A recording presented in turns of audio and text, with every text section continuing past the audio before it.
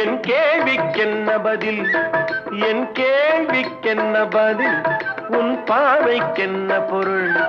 மணமாலைக்கென்ன வழி உன் மௌனம் என்ன மொழி